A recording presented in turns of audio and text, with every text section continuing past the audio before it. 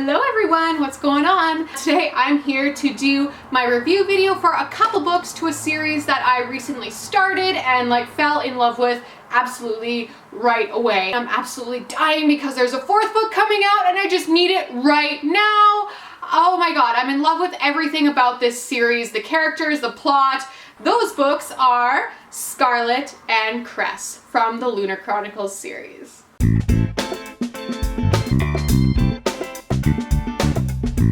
So I'm doing my review for Scarlet and Cress together because I actually don't have a whole ton of important thoughts about Scarlet. So I'm just gonna breeze right through this one and then just move on to Cress.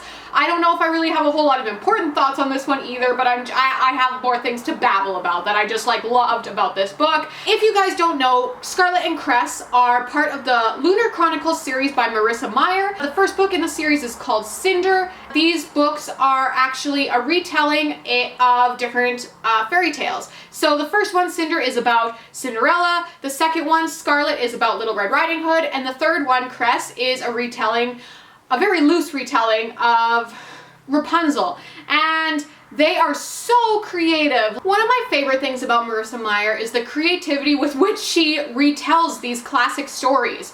You can see very clearly the general outline of these classics in her stories, but these books are so much more than just a general retelling. She just effortlessly made 5 different unrelated classic fairy tales all tie into one fabulous, gigantic world of sci-fi awesomeness. They're so good. And if you haven't read this series, don't be watching this review video because you're gonna spoil yourself to it. And trust me, with this series, you do not want spoilers. They are so good. They're not like a super heavy read where you'll be shocked by every twist and turn. Some of the twists and turns are a little bit obvious, but that honestly bears no weight in my ratings of these books. They're just fantastic. They take you for a ride. The creativity in her world building is absolutely unparalleled. It's just so good. It's so good, and these books are just so absolutely memorable. I need to dive into these reviews, so as always, my reviews might contain some spoilers. I don't know yet. It's just really gonna be a bunch of babbling, so I really can't tell you.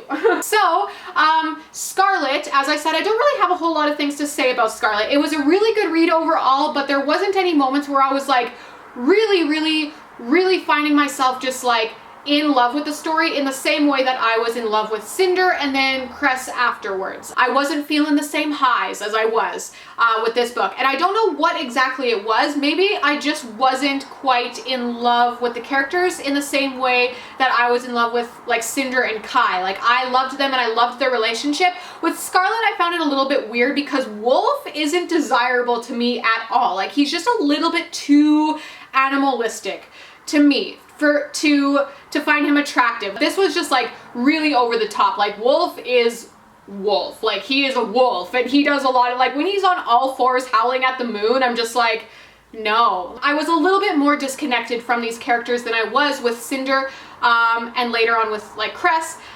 They aren't my favorite characters of the series in terms of relating to them. I just don't identify with Wolf as much, or I don't desire him as much, which makes Scarlet a little bit unidentifiable to me because I don't identify with her desire for Wolf.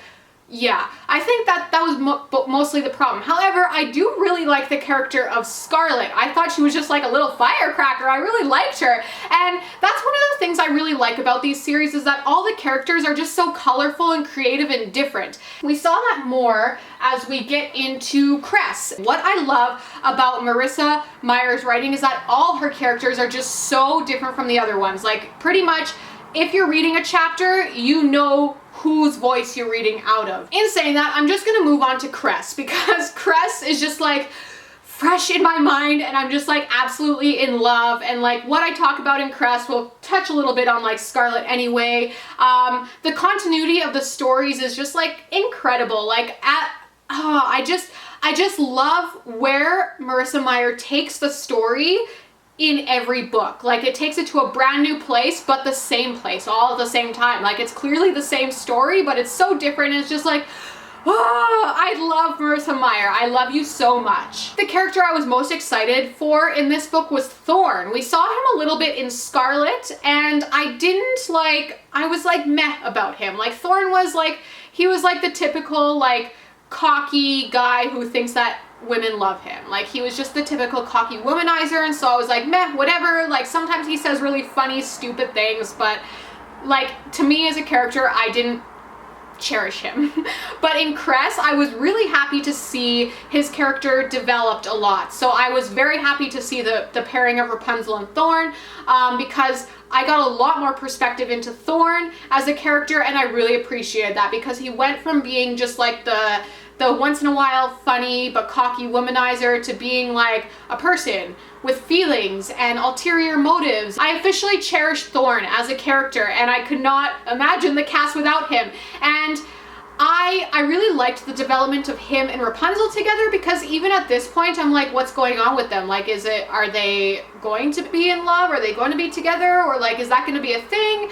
I still don't know. I really liked that, the way that Marissa Meyer developed that. It's not in a frustrating way where I'm just like, you guys need to get together already. Like, why are you still trying to string me along into believing that it's not going to happen when I know it is? No, like the way she did it was actually very clever, and I really have I personally, like I have my theories, but they're not backed up by any hard evidence. Like I could see this going either way with them, and I find that very exciting and intriguing. All the personalities that she created, all these separate personalities come together to create one big mound of utter perfection. Like I wish I was a crew member on the Rampion, because together they are all so cool. Maybe I'm just like blinded by the fact that I'm just like so obsessed with these books right now, but I can't really think of another book series where all of the characters were just so perfectly aligned. Like they are literally like puzzle pieces, and together they form a finished puzzle. They are perfect for each other. And so when you have them all come together,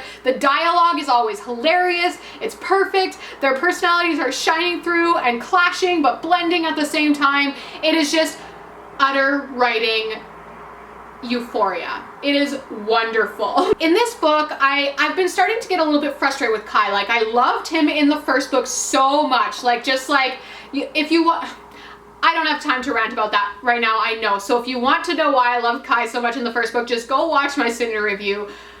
I loved him in the first book so much, but these books, he started to really, he's just sort of a pushover. You feel for him because like what else can he do? Like it's clearly killing him on the inside to be marrying this like psycho queen who he's highly turned off by. Like that would be very hard, but at the same time, I was very frustrated by Kai in these books, and the only redemption I got was at the very end, of course, when after they kidnap him, and him and Cress have that lovely scene together where she finally tells him everything.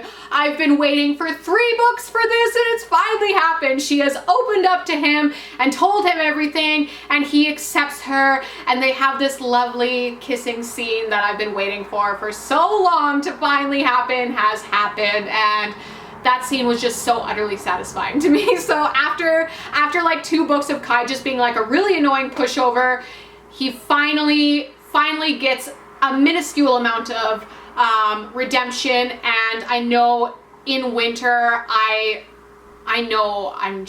better fall in love with this character again. That's all I really have to say. Oh, I know what I want to talk about. The espionage scene. The scene where they're going through the palace trying to kidnap Kai. That was so good. The way that Marissa Meyer developed this scene was just like, it was like James Bond. Since she developed all these characters just so well and they're so different, I liked seeing how she put them each to use in a strategic way. I think that was my favorite part of this scene, is just seeing why each of these characters needed their personality in this mission. I loved that. That kidnapping scene was like one of the highlights of the book for me.